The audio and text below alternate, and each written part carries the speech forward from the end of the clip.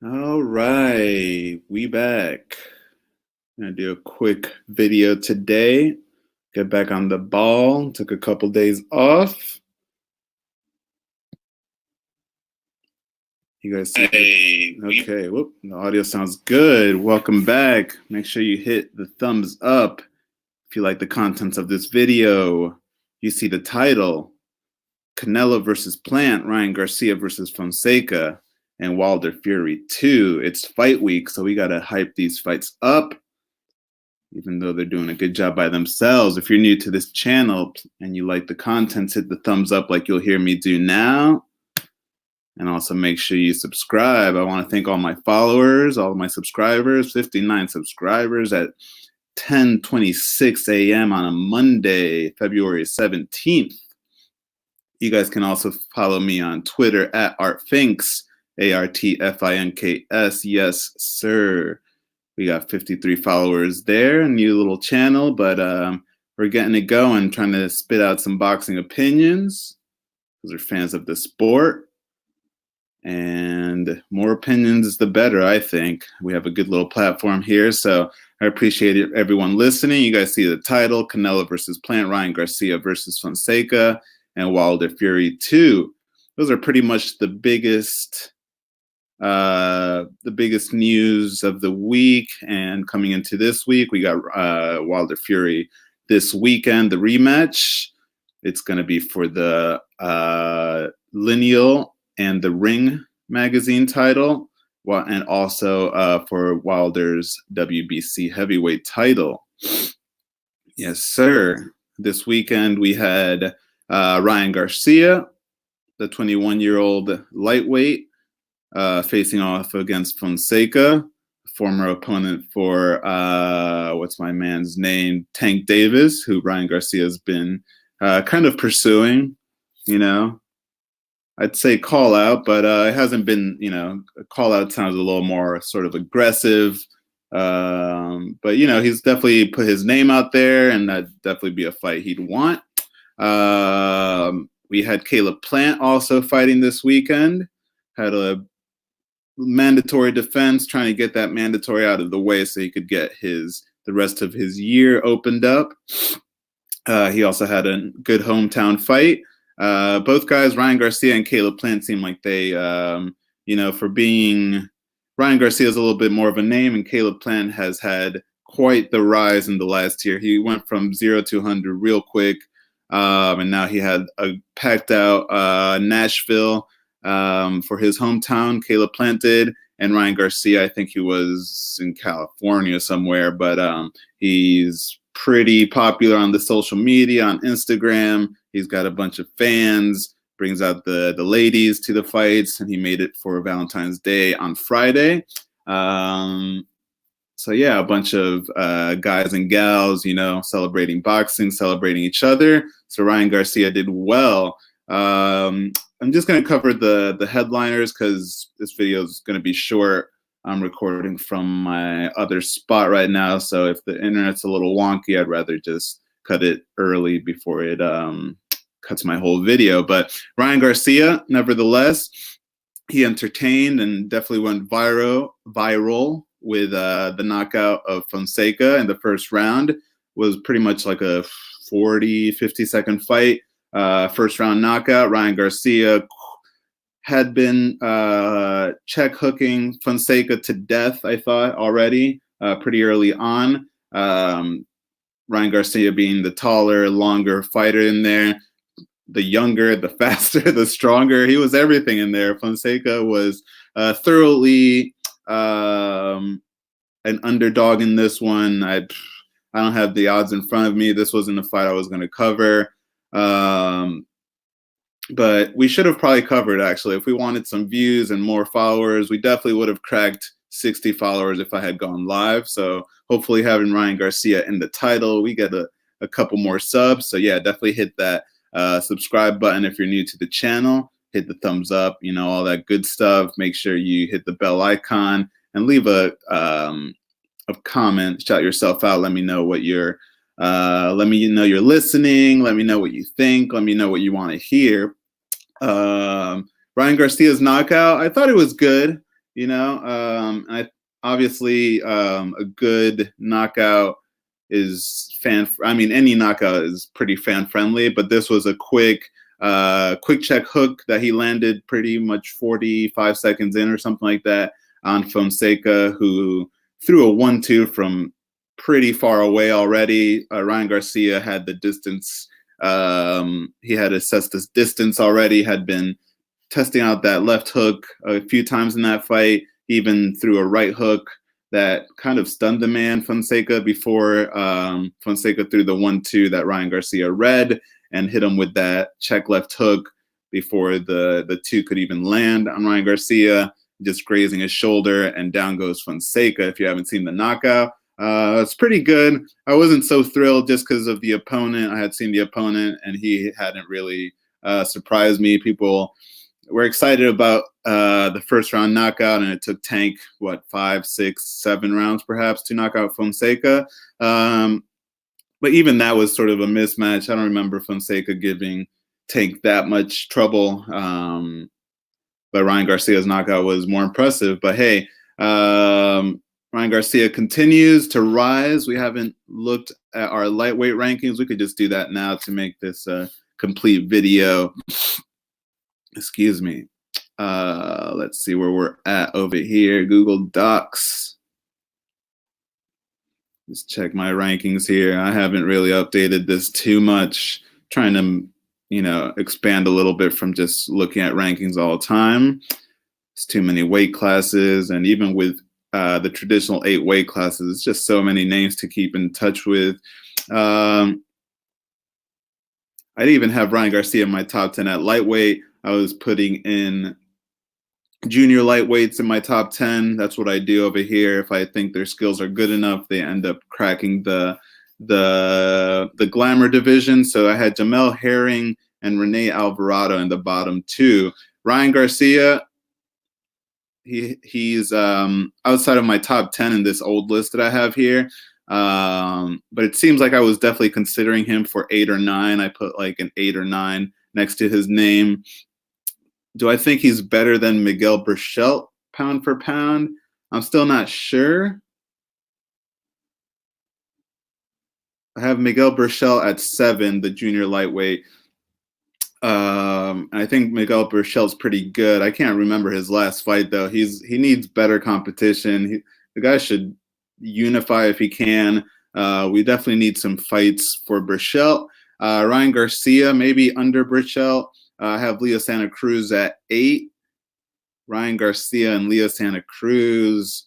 I just seen more of Leo Santa Cruz, but I wouldn't mind putting Ryan Garcia over Rene Alvarado perhaps at 9, and definitely over Jamel Herring. I think Jamel Herring's had a good rise in the last year, so he definitely deserves a spot. But Ryan Garcia over Jamel Herring, I wouldn't be mad at that. But yeah, go check out the knockout. I thought it was pretty good. Fonseca, I don't really rate like that, and I think he made a big mistake doing the 1-2.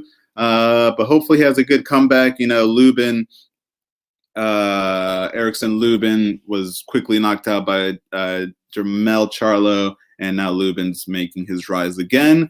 So, hey, mistakes happen, and you just learn from them and keep moving forward. So, next up, we had Caleb Plant on Saturday facing off against Vincent Vegan Boots.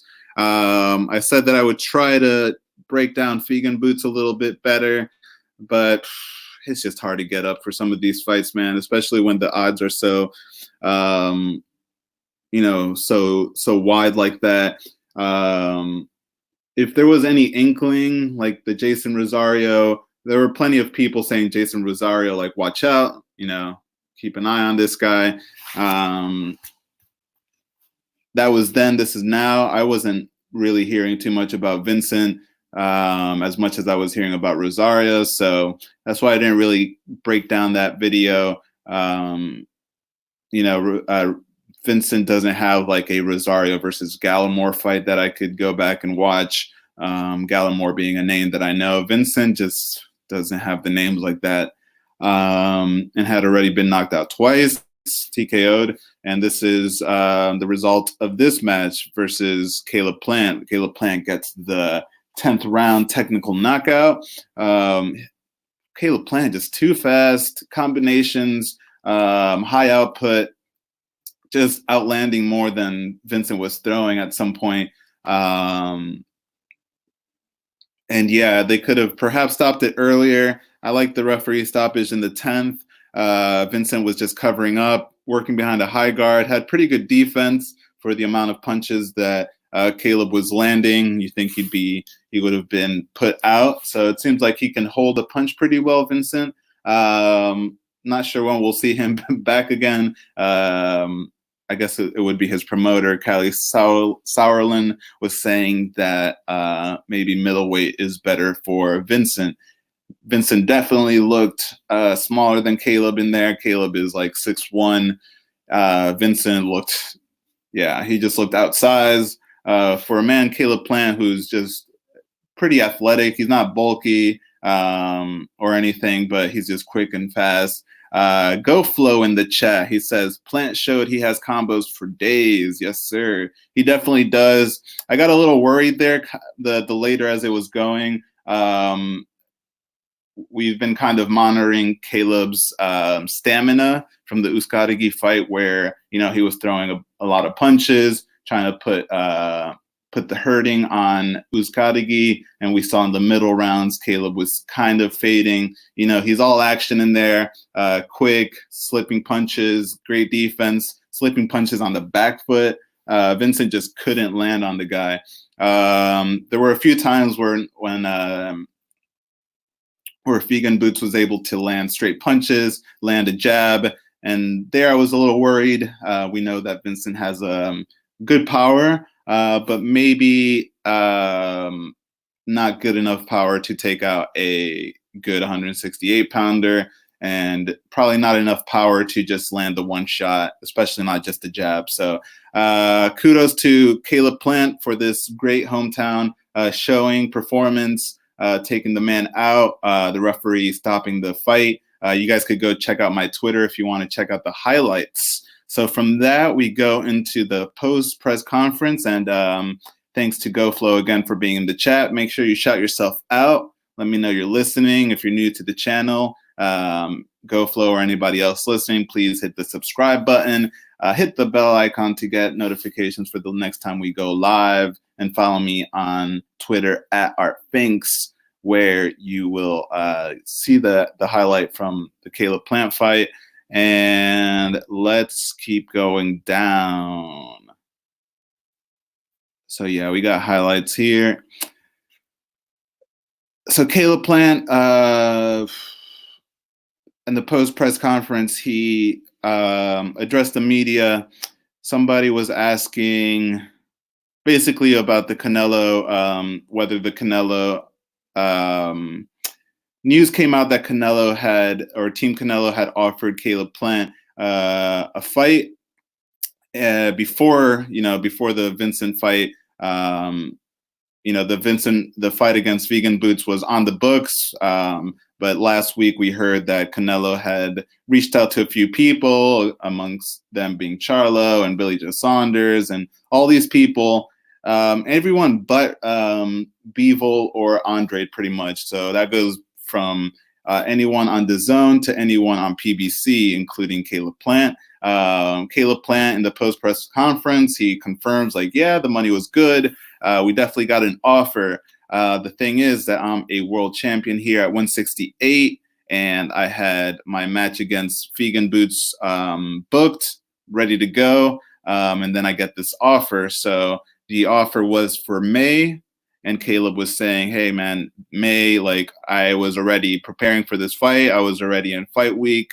I was here trying to take my mandatory out in Vegan Boots, and now Canelo is basically, I'm paraphrasing Caleb Plant here, but Canelo is basically reaching out to me, trying to get me while I'm quote unquote overworked, trying to get me into a training camp, with only 2 months to go, pretty much 2 months and a half. So May, we got March, we got April. So basically Caleb Plant would have the rest of this month to relax, be with his family.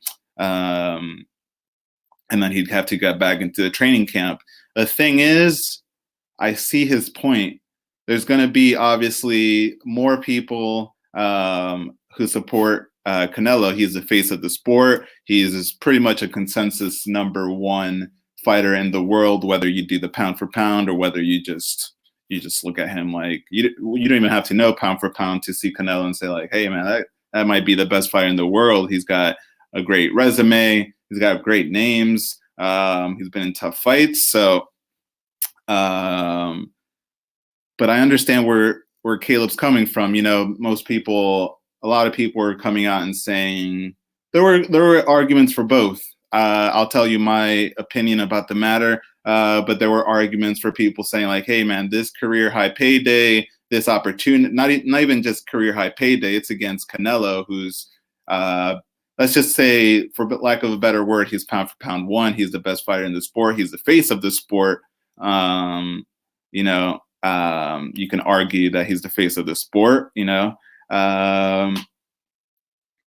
And so why not jump into a fight, whether it's even if it's short notice, like we already got Andy Ruiz, who in a short notice went into the fight with AJ and knocked him out and got the belts and made a lot of money, and then got paid well in the rematch. So why wouldn't Plant want to do that, or at least try? You know, maybe he should be pretty warmed up. Actually, maybe the training camp could be. I can't argue that the training camp would be any easier, especially when you're preparing for arguably the best fighter in the world.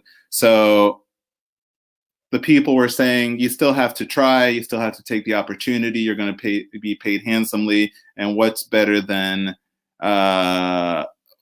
losing to Canelo? Like, you could either lose to Canelo or you could lose in the unification against Benavidez. You would at least get paid handsomely against Canelo. So that's the argument for jumping into a short notice fight. But Caleb Plant said they were trying to get me while I'm overworked, unquote, end quote. And let's take that portion of it out. I don't think Canelo himself is let's take that portion of it out. I think Plant has a goal in mind. He's mentioned before that he wants to is it the first person to be undisputed at 168? So his idea is to collect all the belts. He's been saying Benavidez' name for years now. Benavidez seems like he wants that fight, but last year we had the incident with Benavidez and the cocaine getting stripped of the belt, so that kind of put a hold on that. And then we had some fights fall through, like the Yildirim versus, I forget who, Truax, I think maybe, or Quillen. That fight has been like falling through and just not happening. Who are supposed to be opponents to Benavidez. I'm not sure when Benavidez is supposed to return. But then after Plant says that, you know, my plan right now is to just get the Benavidez fight. Canelo, from what I understand, Caleb is saying that, you know, Canelo is the best fighter in the world, or he's, you know, one of the best. You know, you guys have him rated top one pound for pound. So I'm not going to just go into a camp right away against the, you know, for the fight of my life. You know, Uzcategui was Caleb Plant's best fight, and he had ample time. You know, he took short money, he took the mandatory money, but he had a full training camp. So he had plenty of time to prepare for that, and he went into it and he came out the victor. So I have to side with Plant. You know, it's hard to make a life decision, whether it's a lucrative life decision, just to make a life decision on short-term notice. You could be at the puppy shop, you could be at the pet shop and see the cutest puppy, but you've got, you know, a week to decide. You got a couple days to decide whether he's coming home or not. You're not just gonna jump into. You're not gonna just jump into that situation. Okay, not just the pet shop, or a house or something. You're apartment hunting. You see something, but you have to sign the deal for tomorrow. It could be the best place you've ever seen, but you're just not ready to do it. So Plant knows the situation better. GoFlow in the chat. Sorry to miss your comments, but he says, sounds like a truthful answer. Impulse buying, says Go Flow, which is what I think, man. I think there's still going into the Canelo fight in 2 months, 2.5 months is just kind of not the low hanging fruit, but it's just kind of there's multiple ways to skin the Canelo is what I'm gonna say. So last year with the whole Benavidez and the cocaine and him not getting the fight then against Benavidez, there were channels out there saying that Caleb Plant should just, while he's a virtual unknown, he's a new titleist, but other than that, no one really knows Plant. I mean, after the Uzcategui fights, people acknowledged the upset, but that fight was in January. It was a really good fight, but 2019 was so good that it kind of got buried. Then we had Hurd versus J-Rock, and we had AJ, and then we had all these upsets and great fights. So Caleb Plant was pretty much buried after January. The upset happened. Nobody was really rating Uzcategui like that, except for saying that it was a soft touch against Caleb Plant, and Caleb Plant, he upset the odds. But after that, it was pretty much a hiatus for Caleb Plant, and he went into the fight later in the year in the pay-per-view fight on the undercard of Jesus. I'm forgetting everything right now. His last fight was against Mike Lee, and I think that was on a pay-per-view undercard. So, he raised his profile then, and then this hometown fight, Caleb Plant just went from 0 to 100 real quick. He went from a soft touch to a title holder to a pay-per-view fighter to a hometown packed crowd. The deal. So he's raised his profile. But last year, when the Benavidez fight was potentially something that could happen, and then the cocaine got David Benavidez stripped of the belt, there were channels out here saying, yo, Plant, while you're still an unknown, perhaps you should collect on DAZN, whether you have like a 2 or 3 fight deal, or just go test the waters over there. You could just go in as good, unthreatening little Caleb Plant, and maybe get a fight against a Triple G, or get a fight against a Jacobs, or get a fight against someone at 168, a Billy Joe Saunders, or even a Callum Smith may be interested if you go to DAZN. But waiting on Benavidez,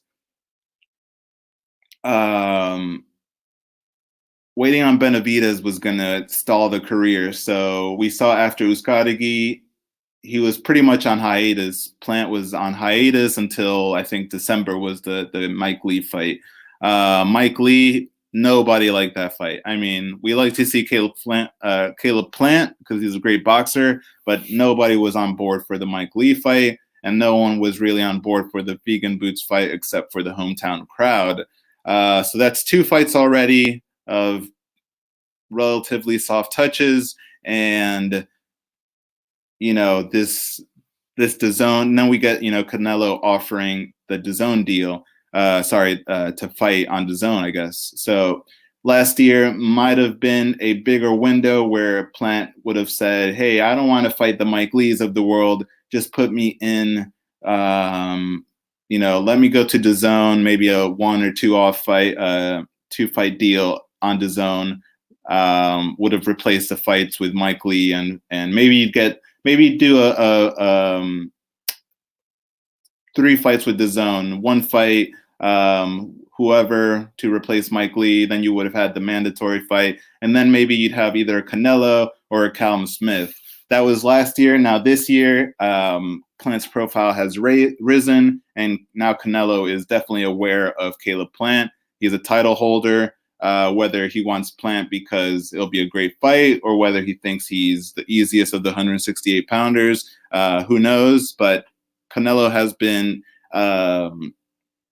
reaching out to a few people, and no one's quite bitten down. I think it's because Canelo has, and DAZN have overpaid for so many fighters over the last year and a half that even the fighters on their side of the street, under their umbrella, they want to be paid well. They want to be paid well. They know that Canelo could definitely pay, but they know that definitely DAZN has overpaid fighters. So even fighters on DAZN's umbrella are looking at it like, yo, we want, you guys paid Kovalev so much money to come over here.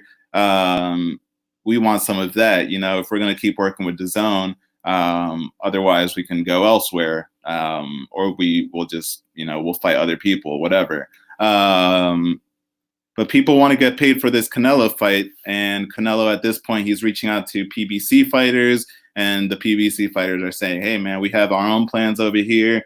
We can definitely play ball, but Caleb Plant's looking at it like, I'm a world champion. This is short notice for me. I just finished my fight. I got a family. I've had my own family tragedies. I'm thinking, I'm thinking for Caleb Plant here, but go look up Caleb's history if you don't know his family story. It's pretty tragic. But it's understandable. He wants to be with the family, and then get into a full training camp for the best fighter in the world, or get the belt versus Benavidez. And as he told Canelo in that press conference, you have Billy Joe Saunders, you have Callum Smith, you have all these fighters on your side of the street. Go fight them, and then a fight for undisputed or a unification down the line. That sounds like that'd be a great fight. We'd all make money. So Canelo, he's going to keep looking. May is around the corner. Canelo, he's always in the camp and seems like he's always in shape. He's always in the gym, and he seems like he's always in shape. So someone's going to get that May date, I think. I don't think it'll be like a AJ situation where, Jarrell Miller dropped out and then he had to find somebody last minute. They even crossed the street to PBC and Andy Ruiz to get him in there. I don't think it'll be like that. If anything, someone's just going to get paid, and maybe we'll have a Rocky Fielding level fighter in there. Let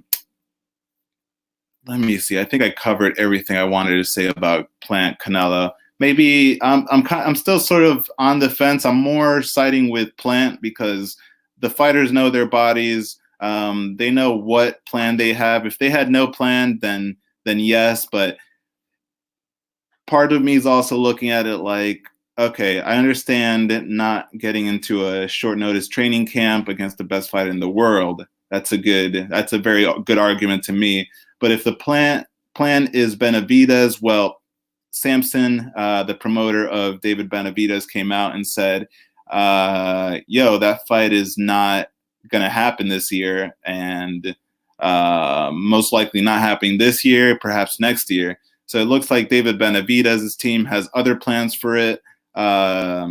So we're kind of back to that square one where last year, Benavidez was popped for the cocaine and stripped. So that put that stalled the fight, the showdown between Benavidez and Plant. And now the promoter is saying, for Benavidez, is saying, that fight will be better next year. So they're kind of talking marination, which means that Plant, we might get a bit of a step up, or we might just be moving laterally with this one. So, definitely don't want him to go into a short notice training camp against the best fighter in the world. But do I want him to wait for Benavidez? I don't know. You guys let me know in the chat. Let me know what you guys think. Definitely leave a comment, and make sure you hit the thumbs up if you're watching now or in the future. Hit the bell icon to get notifications for the next time we go live. And follow me on Twitter @ArtThinks, where you get my moment-to-moment boxing coverage. And let's just wrap this up. Wilder Fury 2. This week, it's fight week, guys. I have no idea what I'm thinking for this fight. It's pretty funny. There's I think it's on BT Sport, but on Twitter, but there's a random generator for the result of the fight. And what's up, B Space? He says, "What's up, fellas? Thanks for joining. Thank you so much." Thank you, thank you. Yeah, we're just talking Canelo Plant. We're talking Ryan Garcia versus Fonseca, and we're talking Wilder Fury. Let's go fight week. Yeah, what do you guys think, man? What do you guys think? So there was this random generator for the result of the fight, Wilder Fury 2. I think it's on BT Sports Twitter, and you basically click to get the generator going. It just keeps flashing the Wilder Fury, and then the result. You click again, and the result is what is going to happen, supposedly, whatever. I clicked, and I got the result would be stoppage for Fury in round 10, I think. Wow. And I don't know, but what Fury's been talking about knocking out Wilder. Wilder's been talking about knocking out Fury. Wilder's saying, yo, if Fury's going to come at me, he's going to get knocked out even faster. So, guys, I think a knockout is a likely result in this one, man. If it's going to be more of a war, where the first one was maybe more of a chess match, Wilder kind of missing wide in the first fight. Fury very elusive in there, very, very tricky with the double feints and a good jab on top of it, and then also switching southpaw orthodox.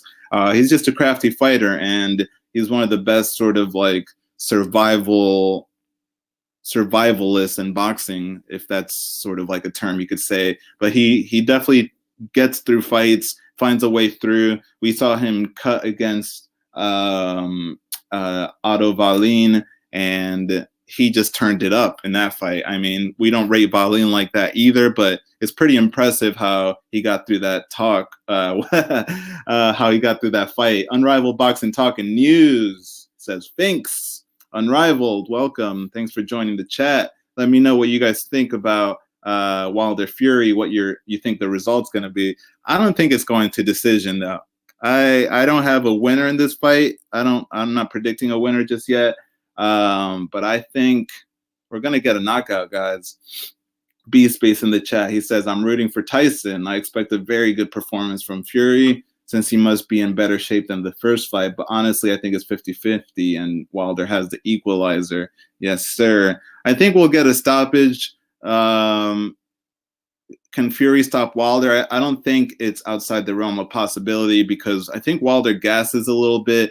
But I also see, since that fight, long story short, I got Fury. Yes, sir. Fury. I'm going to probably go Wilder right now. I'm not going to do a whole prediction or anything. It might kind of ruin the fight for me, and I had to eat crow recently.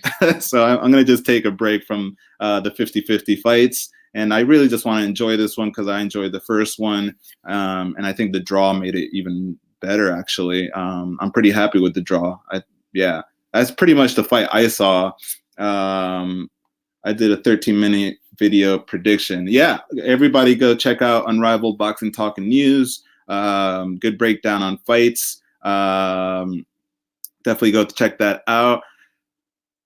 I think we'll get a stoppage. Wilder has changed up. So there was sort of like a roundtable discussion. I think it was on BT Sport, where they had John Fury, or whoever, one John or Peter. They had Tyson's dad on it, and they had who else? David Hay. They had Paulie Malignaggi.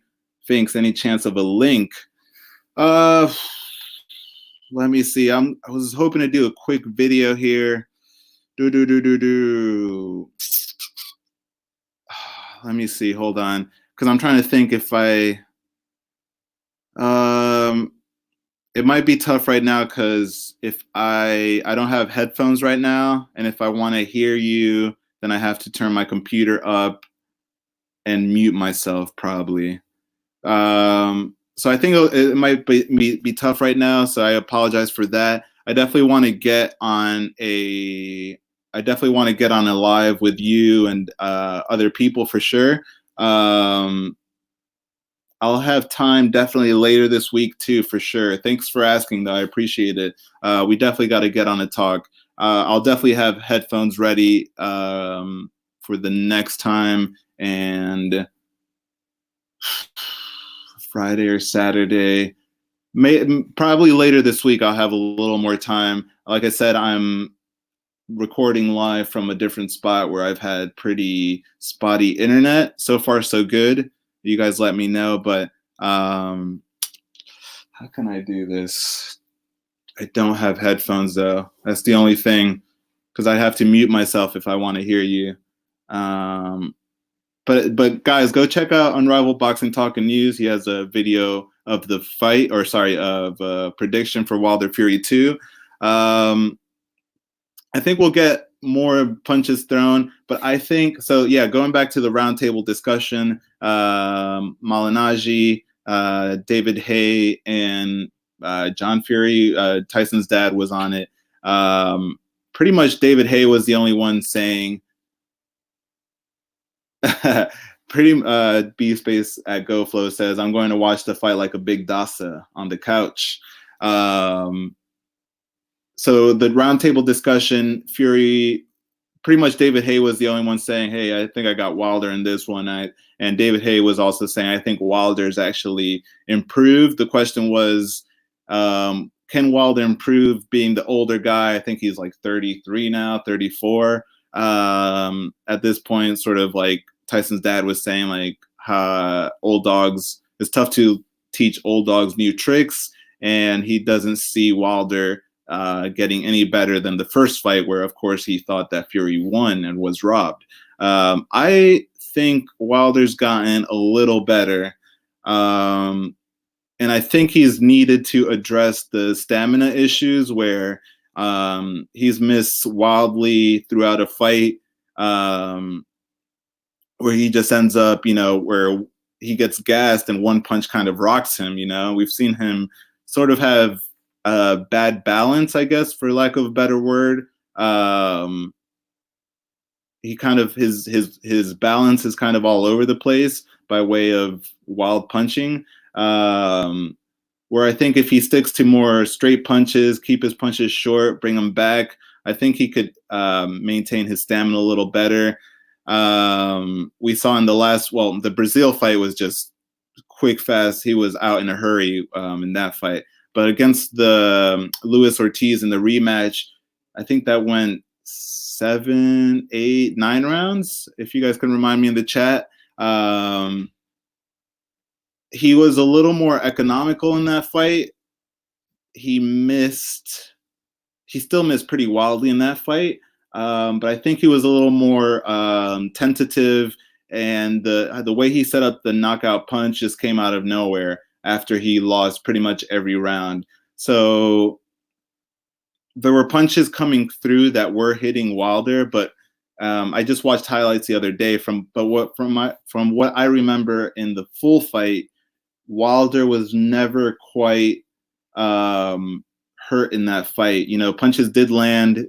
Ortiz was landing cleanly. Maybe a few power shots landed there where Wilder was maybe off balance for a second, but it never looked like Wilder was just straight up gassed from what I remember. And then the way Wilder set up that right hand, just sort of feigning jabs with the left hand. He sort of had the left hand out, feint, using that jab to blind Luis Ortiz through like 3 jabs, and then the right hand came behind it, 1, 1, 1, 2, and then sweat went flying, and Ortiz was down out of nowhere after beating Wilder pretty much 6 rounds to nothing, 7 rounds to nothing, whatever it was. I think Wilder's got to learn how to manage his stamina, whether it's this tactic where he loses rounds, but he's able to set up his shot better. Where in the Wilder Fury fight, he was definitely missing wide, and he was definitely gassed. Those are 2 things he doesn't want to do. He doesn't want to get gassed, and or he doesn't want to miss wildly. So if he could keep those punches short, if he could be economical, we saw maybe watch a Rigondeaux fight, because Rigondeaux Yo, Regan Dow is a puncher, man. He is a puncher with really good boxing ability. We saw him try to brawl in his fight against Seha. He tried to brawl here in his first fight at bantamweight in the first round. Then, as the rounds went on, Guillermo Rigondeaux said, "Fuck it, I don't need combination punches. I have a good left hand, and I'm gonna set it up with good footwork." Good ring generalship, good boxing IQ. Um, but then that left hand landed, and we saw his man crumple up Solis. So maybe Wilder could rely on his footwork a little better, maintain the distance, because that's one thing I think Wilder does well in terms of angles, levels, distance, and physicality. I think Wilder can maintain the distance. He can get physical in there. I think he could change the levels pretty well. Sometimes I like his when he goes down to the body. I think he could do more of that. So he could cut the man down, Fury down a little bit, stop him from moving around so much. But if Fury's going to bring the fight to him, I'm not sure I'm very confident in Wilder's inside game. And that's one thing in the Caleb Plant fight where we saw Plant finally, which took him a long time actually. I think he was a little wary of Figan Boots' power, so maybe he didn't want to fight on the inside. But I think it was maybe in round 8 or 9 where Caleb Plant was like, "Yo, I could have just fought this guy on the inside the whole time." And you guys could go check out my Twitter. In round 9, we saw Caleb Plant fighting on the inside. And at the end of that round, I tweeted that Plant getting comfortable on the inside means Figan Boots is getting stopped in the 10th. And that's what happened. So if Fury can fight Wilder on the inside, which potentially that's the way he's thinking he's going to get the knockout, this might be trouble for Wilder. So in order for me not to eat crow, I'm not going to make a prediction, but I'm just going to break down the fight like I'm doing now. I could see Fury stopping Wilder because he's a better inside fighter, you know? Yeah, because Wilder relies on those long punches. He's a sniper. He's a long range fighter. He sets up those straight shots and then that right hand. Don't sit on the fence. Yo, Unrivaled saying don't sit on the fence. Yo, I'm gonna go with my man Wilder. Oh no, I'm just never confident in his boxing ability, but I gotta go with mine. You know, this is we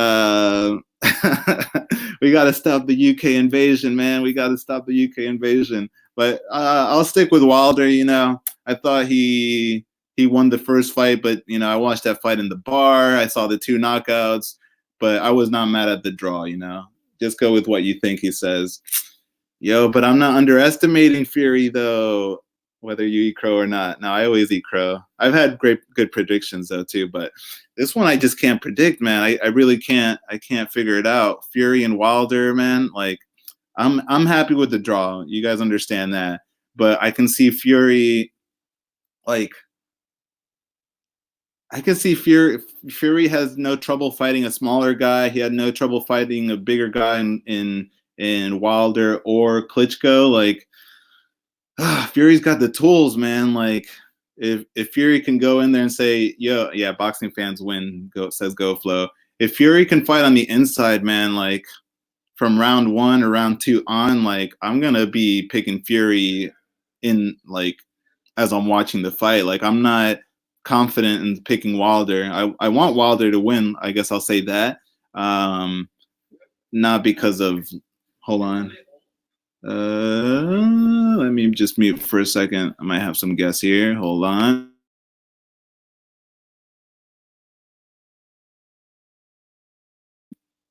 Okay, I think we're good. Yeah. That's the one thing though. I think Wilder's gotten a little better since the Fury fight, but I don't think he's learned how to fight on the inside, man. I'm so on the fence. Oh no. I'm gonna go Wilder because I can't remember Fury really going to war on the inside though. But I'll definitely be interested. I'm gonna stick with Wilder just because I'm doing it for the culture, I guess. But I could see the tools Fury for Fury like fighting on the inside. I'd be so curious to see that fight on the inside. Long range, keeping it long range. I think Wilder wins. I think he'll be able to set up the punch again. And it seems like he's just getting better from what I saw with Brazil and what I saw Luis Ortiz. And being able to knock down Fury twice, I thought was commendable. So let me go with Wilder, but the second Fury starts fighting on the inside, if that happens in round 1 or round 2, it's over. But Wilder, keys to victory, I think he has to go to the body for sure. He's got to, and he's got to be in camp right now thinking. And that's another thing. The promotion. Do you know what I see? It says Unrivaled. What? I see the bronze bomb. I thought you picked Fury, becoming the bronze Dasa. Yo, and then oh no, bro. Oh God. Yo, this is for the lineal and Ring lineal. Like, I'm not mad at Ring Magazine. I mean, at this point, I can't be mad at Ring. Ring just does whatever they want. But TBRB is making this for lineage. B Space says, I don't know if it's the way he put on the Ortiz rematch, but Wilder's feet look slow. He looks slow, but he knocked the fuck out of Ortiz. He knocked the hell out of Ortiz. Where in the first fight, I think Wilder was, like you said, he was maybe a little faster. He was even against. We don't really talk about this guy too much nowadays, but what's my man's name? Oh God, Bermain Stavern. Wilder was trying to do some football moves in there. He was cutting, weaving in and out. He had slant routes towards Bermain Stavern to land his punches. I don't think he fights like that anymore. Unrivaled says, I'm going to try my best impression here. There's only one Bronze Dasa. Yo, that shit doesn't bother me, man. I've had trolls in here already. I just pussy and views, bro. Pussy and views. My man Ty Booth is back. Anybody listening now, I apologize, but I put the explicit content warning just in case, because I want to go live and be loose about it. I haven't been live in a couple days, so trying to get back on the ball. But pussy and views, man. Ty Booth, he's back, better than ever. He just released his newest video after getting his channel struck down. He's blaming Eddie Hearn. Spoiler alert. He thinks Eddie Hearn took his channel down. Unrivaled says, I'm hyped for the fight. Dude, I am hyped, bro. I need to find the nearest bar again that has this fight pay-per-view. I can't believe that this fight's going to be big, man. Unrivaled going 24 hours. Yo, is that true? Can you even be live 24 hours on, don't they cut it off like after 12 hours? I thought YouTube cut it off after 12 hours. We were talking about keys to victory, Wilder. We were talking about Wilder's feet being slow. I think he's got to maintain. Yeah, I don't need StreamYard. I have Discord. So you can go from Discord to YouTube. I'm going to have to check that out. I've been thinking about getting on Discord. I need to download that for sure. I also want to get on Twitter, maybe not with this channel, not really to talk boxing, but more just to, you can go 72 hours with an encoder using OBS. Okay, I have OBS, but I don't know how to use all of that. I've been trying to set up a Twitch channel for some professional work, not so much the boxing stuff. The boxing sort of leads to the professional work I want to do. I've always wanted to set up like a podcast or like a live channel where I just talk, just talk sport, mostly boxing. But I'm curious definitely about a Twitch and doing some more professional stuff with that. So Definitely want to talk to you later about OBS and Discord and all of that. Let's wrap this video up. And McGregor, Unrivaled, I definitely want to get on with you in the future. Like I said, I don't have a headset right now, so I don't think I'll be able to hear you properly. And I'm also not keen on the internet I have right now. But you guys go check out Unrivaled Boxing Talk and News. I'm going Wilder. Fuck it. Let's just do an early prediction. I'll eat crow later. I think Wilder can maintain the distance, maintain the stamina. Not sure if he's going to learn how to fight on the inside, but I think he should be addressing this in training camp. What I was going to say, though, this promotion's big, man, and these guys have been on TV all over the place. Fury, he can rely on his boxing skills, but Wilder, I think he still needs to, test different things out. He's got to show different dimensions in this, but if he's doing interviews here and there, it's the life they live, as boxing stars. So maybe that's to my detriment, and I should be getting the crow ready, because I could see Fury, fighting on the inside and potentially stopping Wilder that way. So I think my breakdown's okay, is pretty good. And though I'm feeling Fury with the boxing skills and the tools, I'm just gonna go with Wilder. Last time I bet against the culture, I lost. And that was, who did I bet against? Gary Russell. So I definitely can't let Fury and the UK come in here and run things. But nah, I'm just joking. But what else do we have? Yeah, dude, TBRB, they're also bending for this fight, and they're making it for Lineage. I don't know, man. I have trouble still saying Wilder and Fury are 1 and 2. I think AJ had a very tough loss against someone who is outside the top 10, being Andy Ruiz. Andy Ruiz winning that fight puts him in the top 10, and then AJ won the rematch. So potentially AJ losing to Andy Ruiz should drop him, from that one spot, but then getting his belts back potentially brings him back to that one spot. So, but a fight between 2 and 3, that's still, I really just have a problem with the whole Lineage thing. And I think you might have heard me say it before. If you've been a subscriber, I appreciate it. We started this channel in the summer. Unrivaled been here for a while. One of the people that I talk to most here on Twitter or on YouTube. But the Klitschko Lineage is just confusing as all hell, man. I wasn't around back then. I wasn't old enough to really follow boxing like that, and social media was just getting started. But the way Klitschko got Lineage versus the number 3, without going undisputed, without beating the man Lennox Lewis, it's kind of fishy, man. That they kind of, it's kind of like the A, B, and C were not the choice, so it was D something. It was other choice D. So the choice D was fighting the number 3 guy, whose fucking name escapes me right now, but you guys know who it is. You guys are bigger boxing brains than I am, but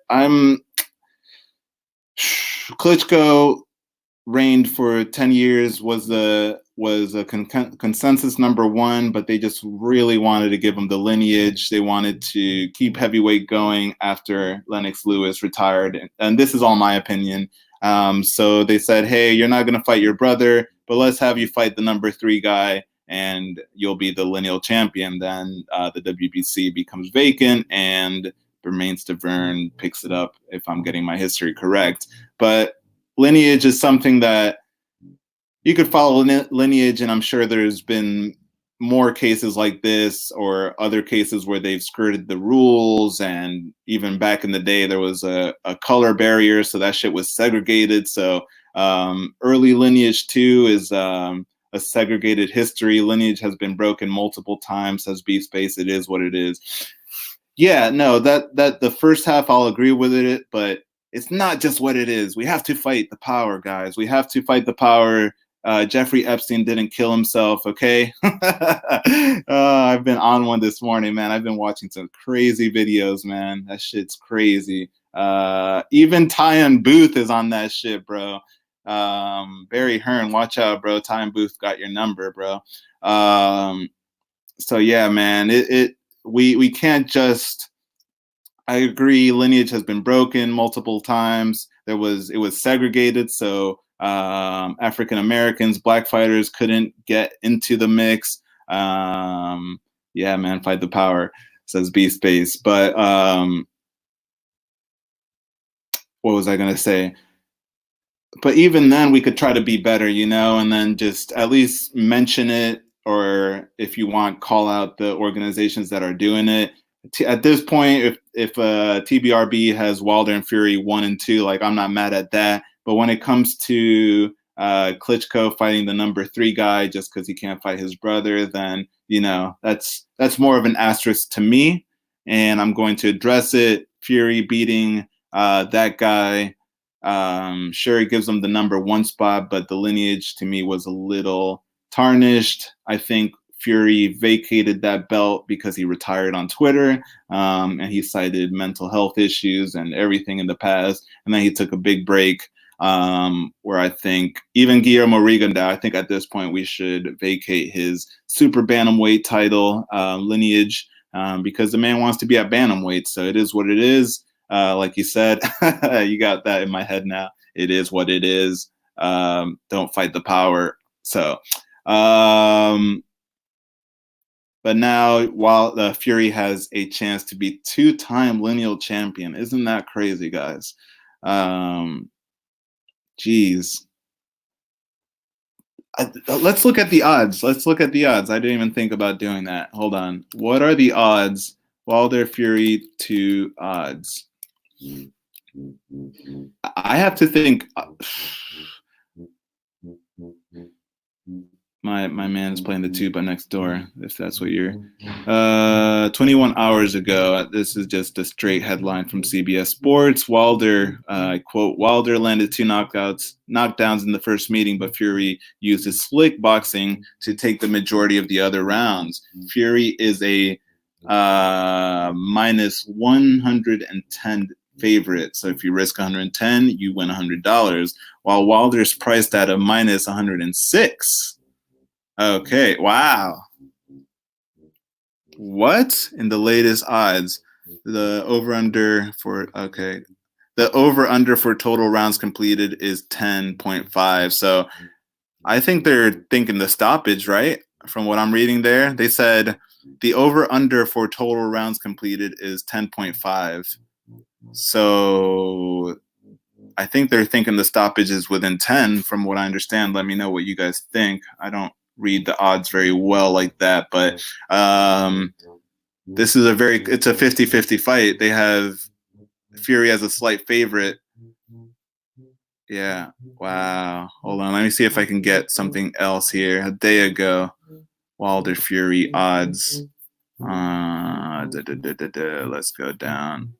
Yeah. Over. The favorite is over 9.5 and under is even. Okay, I'm not very good with the odds like that. I just normally just look for who the betting favorite is. But both guys are at minus odds. This one has Deontay Wilder being the favorite. But this website's going for Tyson Fury. Other websites are going for Tyson Fury as the favorite. Wow. Let's go back one. Sorry, hold on. Let's check out one more. Let me know what you guys, if you guys check out the odds, let me know what website you guys use. I think there's some UK websites that I can't really, or European websites that I can't look at unless I use a VPN. Let's see. My man's really trying to play the tuba right now. Oh no, this website, Bleacher Report, has Fury an underdog. Wow. The odds makers prediction by Bleacher Report, quote, the odds makers are fairly split on this one. Wilder's a slight favorite, according to this website. Perhaps because he looked better the last time out, the 34-year-old knockout artist was patient against the skilled, determined Luis Ortiz. So yeah, if you thought Wilder was slow in the Luis Ortiz rematch, I think he was more patient, trying to maintain a good guard, not let any big shots come through, and try not to gas himself out. I think his punches were definitely more educated in that.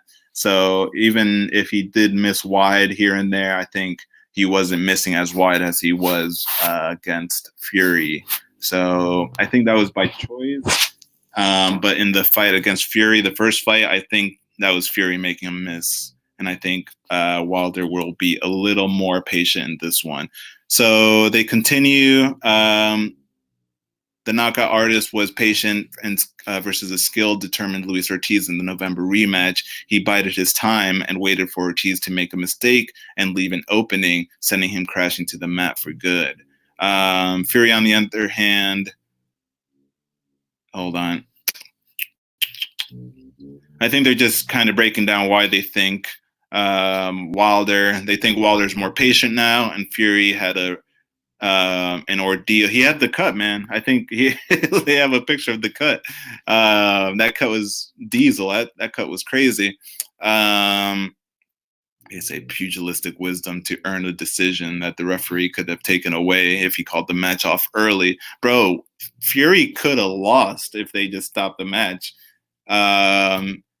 That fight was in England. They might have, I mean, England maybe not because he's the hometown favorite, but other people have been stopped for less. As for a singular, yeah, I'm just gonna stick with Wilder. Maybe the cut opens up even. Like, what about? I'm not gonna condone dirty fighting here, but other than some rabbit punches, I don't think Deontay's that dirty, and I don't think the rabbit punching has been quite the big deal in the last couple fights. So, yeah, this website's going Wilder. I'm going to stick with Wilder, but this is a real 50-50 fight. Holy, yeah. All right, well, that's it, man. I didn't realize that fight was even closer like that. That's crazy. This is going to be a wild fight. Am I mad at this fight being for lineal? Yes and no, I guess.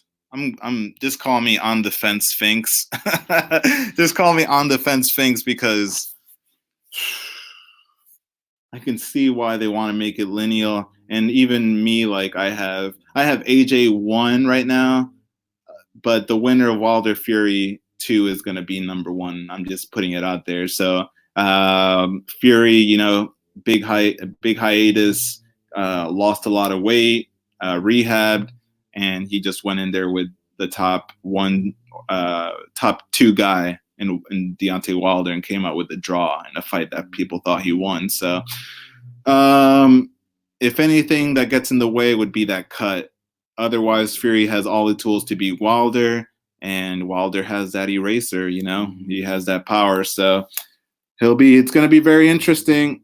It's going to be very interesting, and I'll be lucky if I could keep a scorecard because I'm probably going to watch this one at the bar. Unfortunately, I'm not going to go live for it unless I get stuck at home.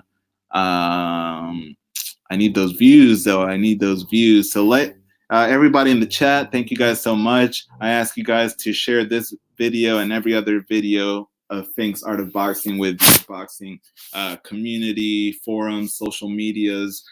Please share the video. Hit the thumbs up. Get that number going up, please. Subscribe if you're new to the channel. Hit the bell icon before you go to get notifications for the next time we go live. And follow me on Twitter at ArtFinks. Let's see what the newest tweets are from the world of Twitter. I really appreciate all my subscribers. I really do. I can't really ask too much for this channel. I just want to get better at the whole broadcasting thing. What the? He changed his name. The retweet franchise champ has changed his name to the Green Print. Mayweather was asked who he thinks or what he thinks if he were to fight, a fantasy fight between him. Okay, let me start again. Mayweather was asked how he would see a fight between him and Tommy Hearns, how he sees it going. And Mayweather said, "Yo, basically, you can't knock out what you can't hit." So, basically saying that he also okay. So yeah, going into the green print thing, Mayweather saying like, I'm undefeated, so there's no book on how to defeat me, but and then he goes on and instead of saying blueprint, he says there's no green print on how to defeat me. And I'm like, what? Come again? And then he's talking about Tommy Hearns, who's lost a few times, against great opposition. Obviously he's fought everyone, but Mayweather goes on to Tommy Hearns and says, hey, there's a green print on Tommy Hearns because the man's lost a few times, so you can figure out ways to defeat him, but there's no green print. And everyone's like, what the hell is a green print? And Mayweather's like, there's blueprint, but we make money, so we call it green print. And I'm like, okay, so that's that on the green print. That's my story. All right. Otha Jones. Floyd said HBO's refusal to give him. Okay, this is from the franchise champion on Twitter as well. The green print, Lazy Lefty. He says, Floyd said, this is an interview. Damn, they're just popping champagne over here. Who's that guy? There's an interview on Revolt. I don't know this. But he says, Floyd said HBO's refusal to give him the deal he got with Showtime is the primary reason HBO is out of boxing today. All right. Wow. Let's see. Guys, I apologize for the background noise, but hey, it's my audio for now. Whoa, wait, dude. This whole time I've been twitting? What? Oh, what the hell is going on? Rick Glazer. Is this the official Rick Glazer? Glazier? How do you pronounce it? Glazier, I guess. Hold on. Hold the phone. An hour ago, Rick Glazier says, hashtag Canelo and Billy Joe Saunders agreed upon for May. Let me just start over. Canelo and Billy Joe Saunders agreed upon for May 2nd on DAZN in the US and Sky TV for our UK friends. Detailed getting hammered out. Announcement forthcoming. WBO, Canelo Alvarez, Billy Joe Saunders. Wow. For real? All right. So that's pretty good. I think that's pretty good. I don't really rate Billy Joe Saunders, but if this is at 168, I think it should be at 168 if they have hashtag WBO. Let's see the comments. Someone says at 168. Well, it should be. They hashtag WBO. The Glaze Report morning. Oh, BJS accepted less money than Smith Rick. Danibo, he says, yeah, I'm guessing they gave Saunders the offer. Smith rejected. So Saunders making that money move. JB, he says, I bet there was an increase. Smith Jacobs now in the States for sure. Smith versus Jacobs for sure in the States? Man, Smith isn't coming out of the UK. That's not what his team sounds like. Let's keep scrolling down. The Fight Casual says, Callum Smith has been too much of an entitled diva, so good. I haven't put it quite like that, but can't say I can't say he's wrong. David says, Canelo's agreed to fight about 8 different fighters, getting boring. Diego says no one wants to smoke anymore. Sure they don't. All right. Gary Young, he says, that is a boring choice. Billy Joe will just move constantly. He should fight Beterbiev or Bivol or Charlo. I don't really care who Canelo fights at this point. May's like around the corner, so get yourself a good fight. You're freaking Canelo. Someone's got to accept, and I don't think they're gonna freeze him out the way AJ was frozen out. So Callum Mason says, "Don't think you understand boxing." To Gary Young, yeah, whatever, man. Billy Joe, we want to see it, man. We'll see that. That's a WBO belt, man. That's gonna get him that belt, and yeah, man. If he beats Billy Joe, don't be surprised if they just say Canelo's the best at 168 as well. They might as well because most people have him pound for pound one. Not this channel. We like our man Beterbiev, and we'll stick to it. Beterbiev after Fan Long, if he can't get Bivol, which he should be trying to get Bivol ASAP, like right now. If Canelo's fighting Billy Joe Saunders, Bivol Beterbiev should be next, like ASAP. Yeah, that's a fight. Yeah, that fight should be signed, sealed, and delivered right now. So let's see. People are happy with the news. People are happy with the news. People are happy with the news. Hold on a second. I think I could. This is a short video, so hold on. Let me see. I could probably play this video for you guys. Hold on a second. Let me cut my audio. I really appreciate you guys sticking around, just sort of bantering now. But yeah, keep listening. Let me know if you're in the chat section. Hit that bell icon to get notifications for the next time we go live. And please hit the thumbs up now or in the future. Marvelous Marcos, he puts on this video. I don't think I'll get struck for this 4-second clip. Fair use intended, no copyright, stealing intended here, blah, blah, blah. All right.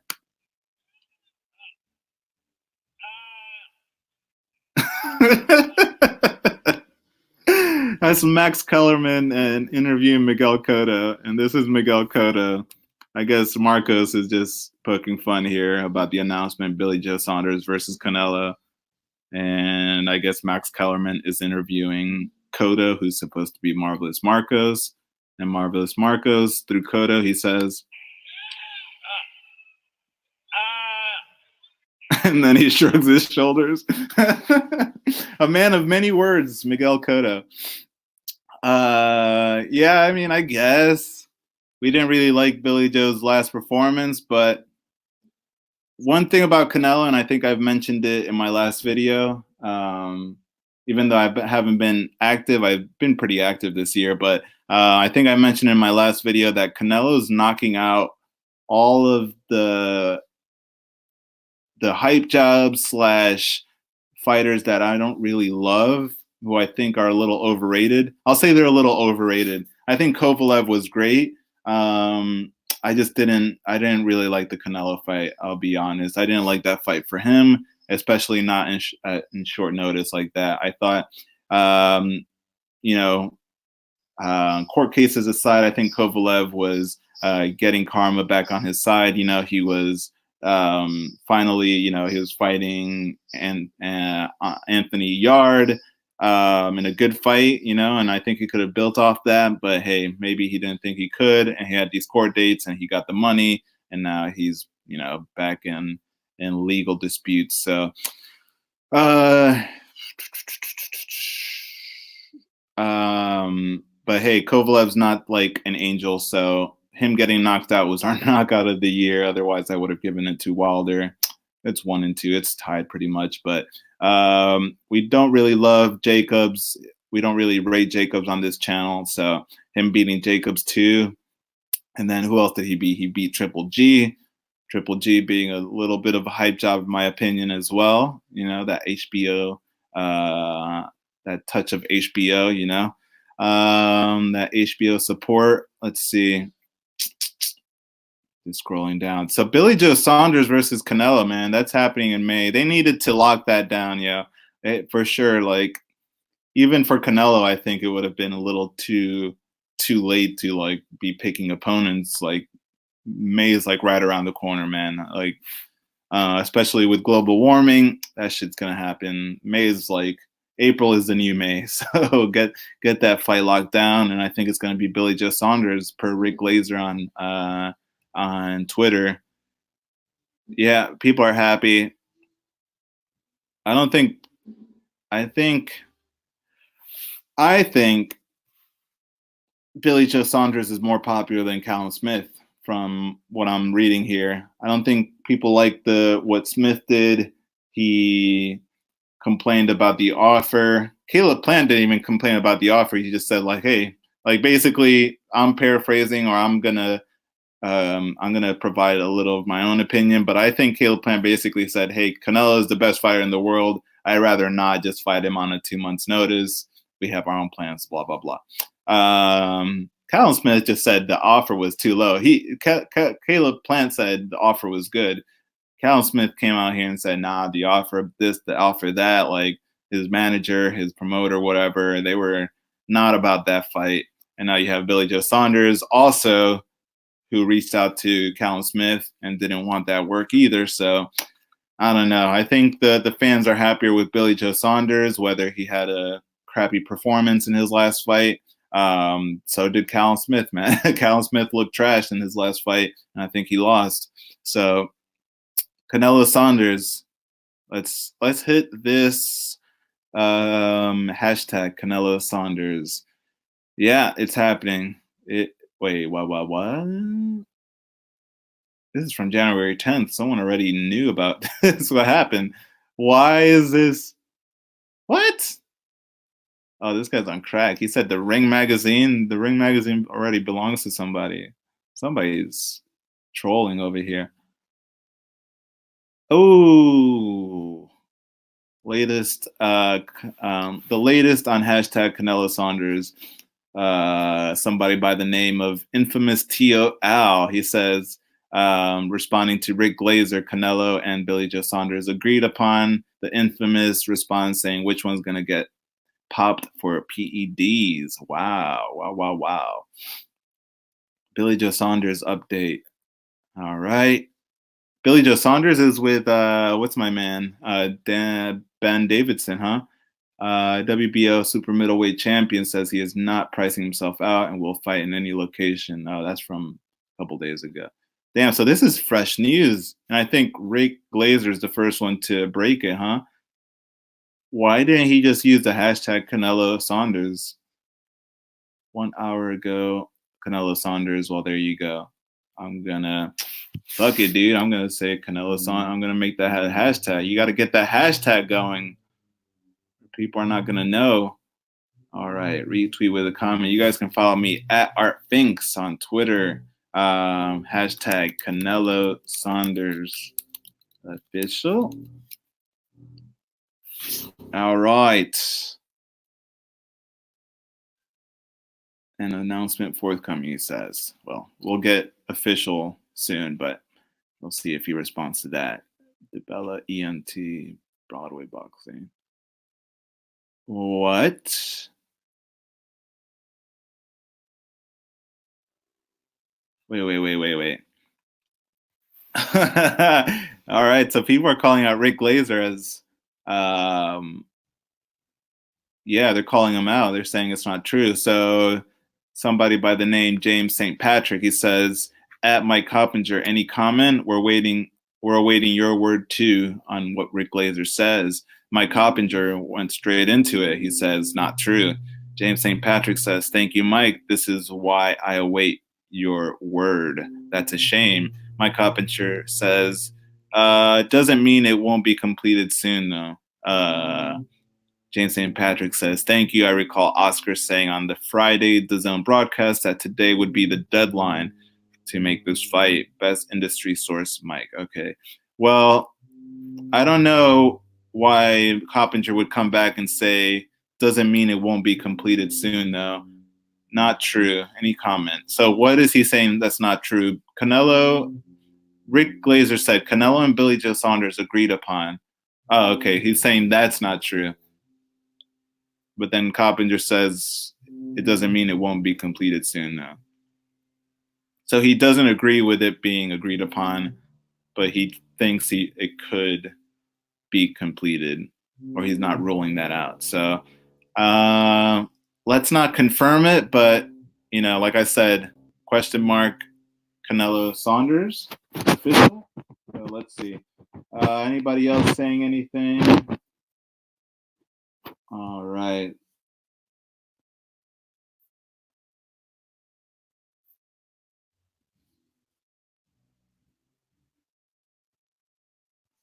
Let's see. Oh, it's a fucking weird, huh? Navarrete. And the odds are so close for Wilder Fury. Basically 2-1 odds for either guy. Wow. Gerald Washington versus Charles Martin coming up too this weekend. Sebastian. Oh, that's on the undercard, huh? Damn. Fundora, the Samson fighter fighting this weekend. He is a favorite, slight favorite over Daniel Lewis. Emmanuel Navarrete, big favorite over Geo Santissima. Charles Martin versus Gerald Washington. Charles Martin, a slight favorite here. And Deontay Wilder, a slight favorite, very slight favorite over Tyson Fury. Damn. If we get an American lineal champion, though, I mean, I don't agree with it. Damn. Yo, that English breakfast looks good. Yo, I like English breakfast, dude. Um, yo, all right. I should stop talking shit. Really appreciate you guys listening. B Space in the chat. Unrivaled. Boxing Talking News in the chat. We had GoFlow in the chat. Thank you all for listening. I really appreciate it. Unrivaled. We definitely got to chat soon. Would definitely love to get on the chat with you. And that's it for me, guys. You can follow me on Twitter at @rfinks. You guys can hit the thumbs up if you haven't done so now. Hit the subscribe button if you're new to the channel. And make sure you comment. Let me know what you guys think of this video and what you guys want to hear in the future. Also, hit the bell icon before you go to get notifications for the next time I go live. And follow me on Twitter at @artfinks, ARTFINKS. Yes. Okay, Rashi Warren also fought this weekend. He got a win. Rigo Warren, hashtag Rigo Warren, hashtag Rigondao versus Warren. Rigo Warren. That's going to happen, man. That's got to happen. Glazed boxing. Yeah, people aren't unsure of this news about Canelo Billy Joe Saunders, but hey, it's out there. So I think their Team Canelo is trying to lock this down this week. Any updates? Things happen so quick on Twitter that I almost don't want to leave until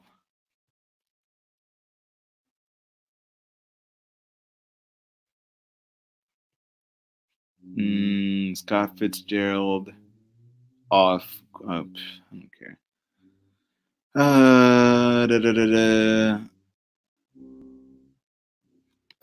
Right.